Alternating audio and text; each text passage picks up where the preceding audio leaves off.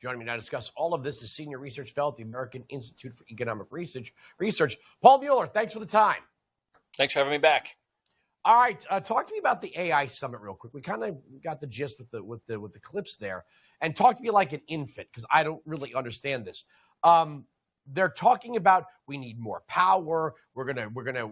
What is it? What are they trying? I know we don't want China to win the AI race, but what is the AI summit? What is the government planning on doing?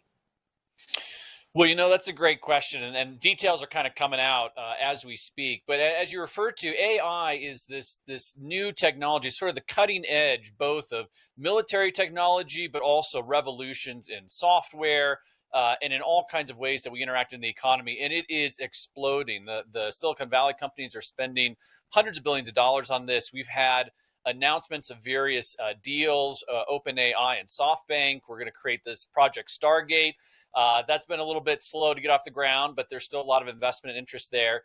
And now we have, with this trade deal with Japan, various agreements encouraging Japanese investment in U.S. power plants. Because again, power is what feeds AI. So we need to generate as much electricity as possible in a cost-effective way. And so the Trump administration is firing on all cylinders here. They want nuclear, coal, natural gas, wherever we can get the power, that's what we want to do. And so I think a lot of the contours of this trade deal with Japan is focused on both investment dollars from Japan, but also trading in the kinds of resources and technology that we need to build out the kind of power infrastructure and the data center infrastructure that is driving the AI revolution.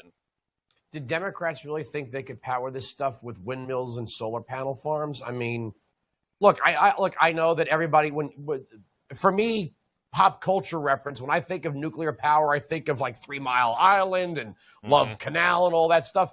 But Europe has been using nuclear power, say Chernobyl, right?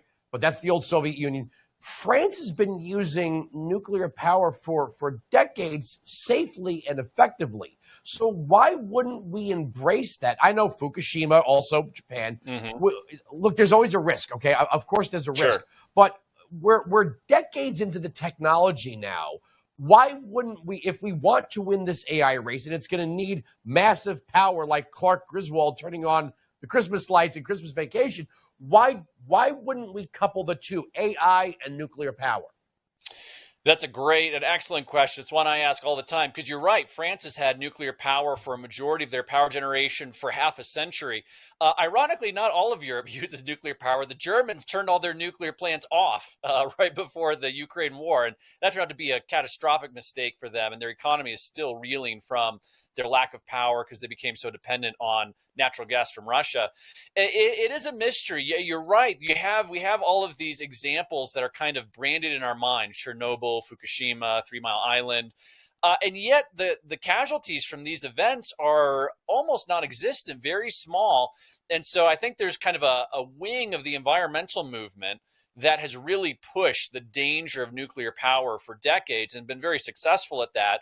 And so there's kind of this inertia against nuclear in some parts of it, but it totally cuts against the environmental agenda of trying to have low emissions.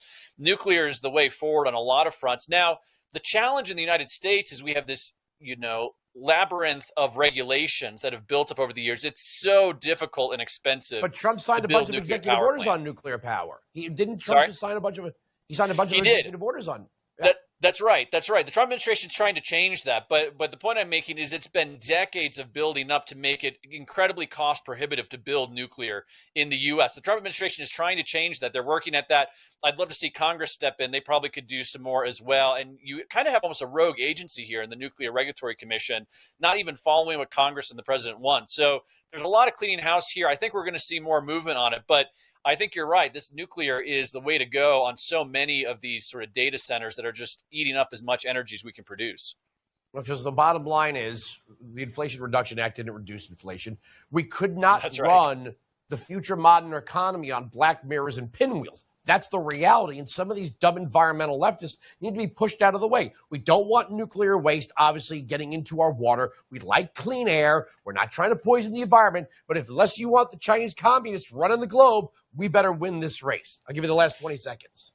No, that's right. You know what they say about conservatives are liberals who've been mugged by reality. Well, I think Silicon Valley has been mugged by reality over the last 5 years. And I think you've seen a lot of realignment, not just Musk, but a number of people in Silicon Valley are realizing just what you point out, which is, yeah, the wind turbines and the solar panels don't deliver consistent energy that you need for these data centers, and they don't deliver the quantities of energy that you need for these data centers. And so the left is in a lot of trouble if they don't wake up and recognize just the futures in energy and AI. And I think Silicon Valley is kind of the canary in the coal mine here. There's a major shift going on globally to recognize the importance of power, and that solar and wind are not going to cut it.